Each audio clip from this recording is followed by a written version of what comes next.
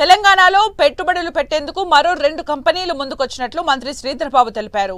శైవ group, తారనీస్ Capitals కంపెనీలు తెలంగాణలో 2125 కోట్ల రూపాయలతో పెట్టుబడులు పెడుతున్నాయని చెప్పారు. ఈ మేరకు మంత్రి శ్రీధర్ బాబు సమక్షంలో అవగాహన ఒప్పందం కుదుర్చుకున్నాయి.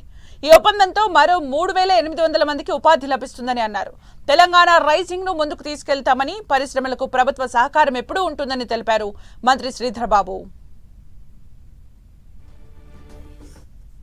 తెలంగాణ పురోగతిలో భాగస్వామ్యమయ్యేందుకు ముందుకొచ్చిన మరి శైవ గ్రూప్, అదేవిధంగా టారనీస్ క్యాపిటల్ తరఫున మా రాష్ట్ర ప్రభుత్వం తరఫున వారికి సాదరంగా ఆహ్వానం పలుకుతా ఉన్నాం.